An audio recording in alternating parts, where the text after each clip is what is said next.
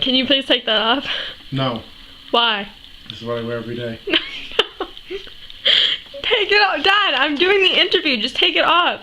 I have a right as the interviewee to wear what I want to. I could say blackface, but... You're ridiculous. The U.S. presidential election of 1980 was between Democratic Jimmy Carter and Republican Ronald Reagan. Reagan won by a landslide.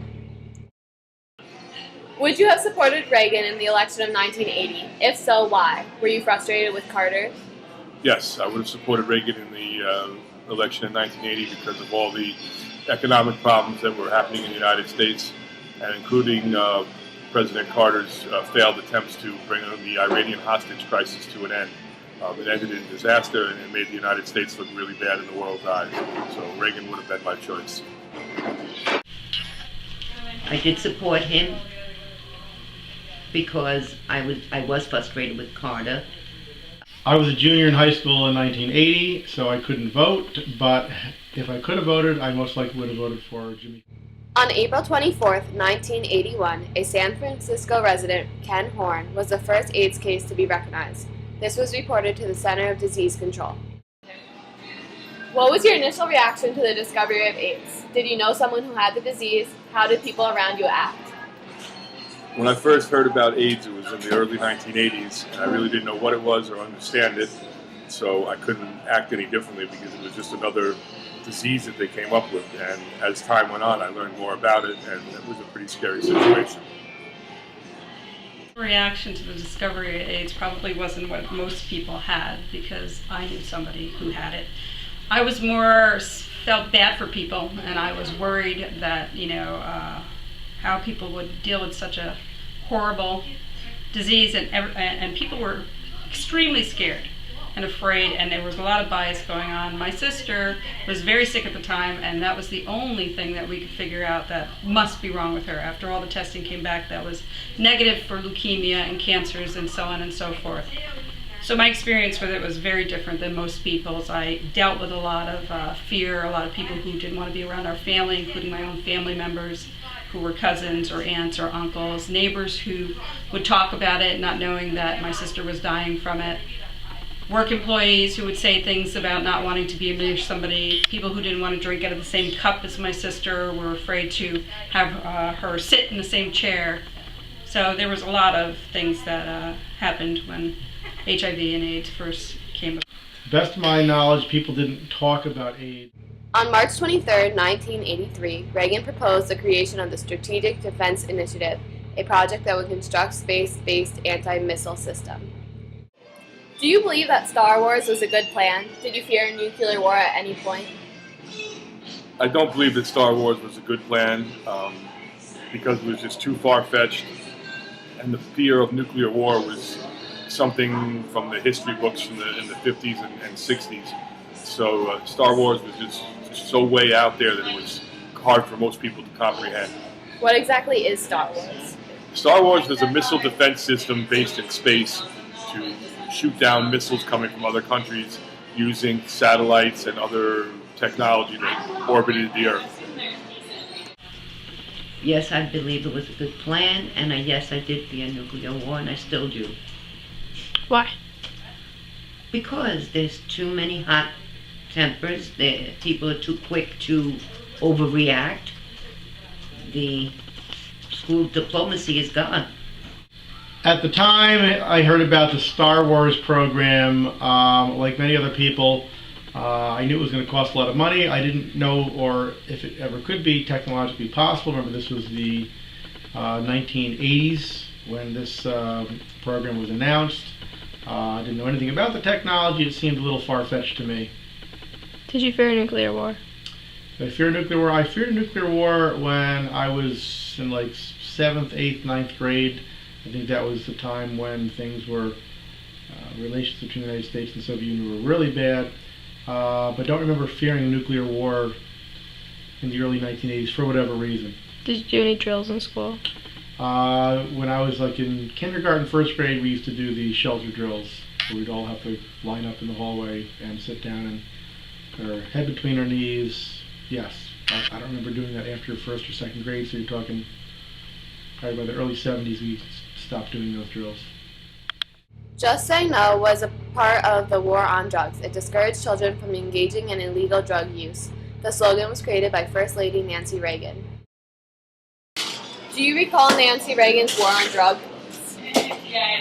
Nancy Reagan started the war on drugs sometime in the mid-1980s. Don't remember much about it, but the phrase war on drugs has carried on through almost till today. Was it widespread? In the beginning it was widespread. They took many initiatives and did many different things to try and combat the drug problem, but I'm not so sure that it really had any effect at all on the drug problem in the United States. What drug do you think it tried to conquer the most? Well, at the time during the 1980s, cocaine was the most popular drug in the country, and it went after the cocaine kingpins and people dealing with cocaine. Yes, I do remember it, and it did have a positive effect. Although a lot of people made fun of Nancy Reagan. I vaguely remember Nancy Reagan's campaign against drugs, not very much. I don't think it was very effective. I don't think most things that the First Ladies do are really that effective. They got a lot of press. On January 28, 1986, the space shuttle called the Challenger exploded. It broke apart 73 seconds into flight, killing 7 crew members. The outcome was the grounding of the space shuttle fleet for the next 3 years. Where were you when the Challenger exploded? Coming in on a plane from New York to Puerto Rico at the San Juan airport, my husband told me over the phone. I was on my way to a college class, to a graduate class. I found out about it. That had already happened. The professor walked in the room and started talking about the explosion as if we already knew what happened. I had no idea what happened, but I, like most other people in the class, was shocked. In hopes to end the Cold War, Reagan and Gorbachev worked together. They took many steps to prevent a nuclear war, including many treaties. Do you believe that Gorbachev and Reagan should have developed the working relationship that they did?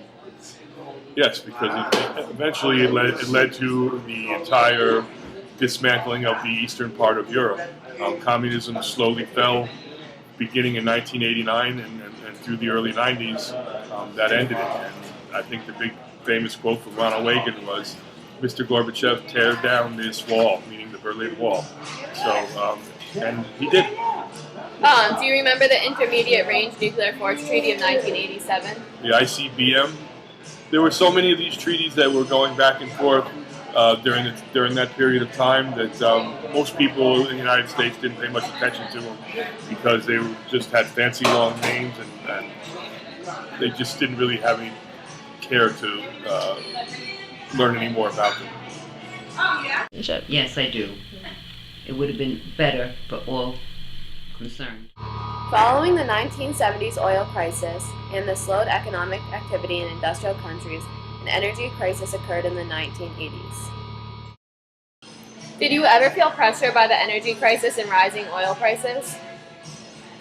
No, I never really felt pressure with the energy crisis because when the energy crisis was going on, I was younger, and if I did have to buy fuel, it was only for myself or my car, and I never remember my family or my parents really complaining too much about the energy crisis. I do remember having to wait online to buy gas to get the car filled up, but it didn't really have much of an effect on our lives.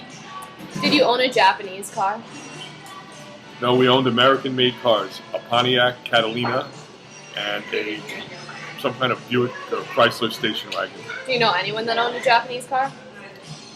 During the energy crisis, there were Datsun was the big car that was out, and there were people that owned Datsuns, which is now present-day Nissan, and they were around. The Berlin Wall, which separated East and West Germany, was torn down on November 9, 1989. It was a celebration around the world. Where were you for the destruction of the Berlin Wall? I was living in New York City at the time that the Berlin Wall came down. I remember it very well. It was on the news, and it was big news because the Berlin Wall was the ultimate symbol of communism, and it came falling down in one day. Do you know anyone who was directly affected by it? I don't know anyone who was directly affected by it, but I think that most people in the world were affected by it, not that day, but later on in life, in the following years after that, because the world became a different place. What was your initial reaction to when it was torn down? I couldn't believe it. No one could believe it. This wall had stood for 40 years, or I'm not sure 40 years, but it stood for quite a long time, and it was just something that happened overnight. It didn't happen in a month or whatever. Literally overnight, they crashed it down. I was here in the United States during the destruction of the Berlin Wall, and actually that's a topic that I actually teach, or did teach at that time, and I was 10th grade global, so it was a very interesting time, and something that we were told would never happen, or under the impression that would never happen in our lifetimes. Sure. I believe I was home, and my initial reaction was joy. I was really happy. In 1986, the United States joined the international community in imposing economic sanctions against South Africa. What are your feelings on the apartheid? Did you agree with how Congress prohibited further investments? When apartheid was enforced,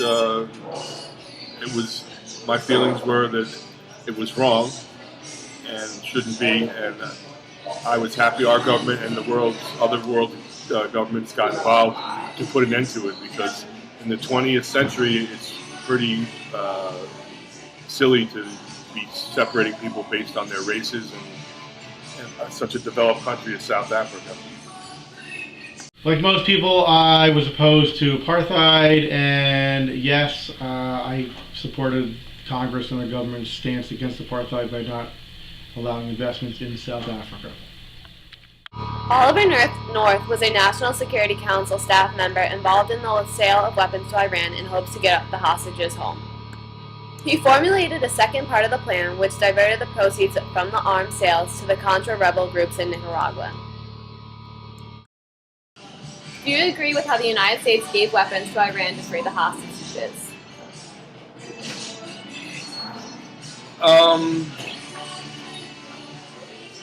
I agree, because the ultimate goal was to get our American people back.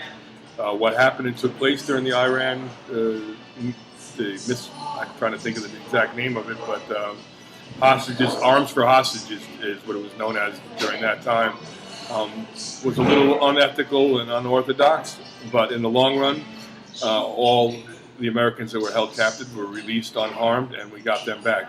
Sometimes, as a government, we have to do things that are not normal in order to seek an end to a situation. So, yes, I agree with what happened with the arms for hostages deal.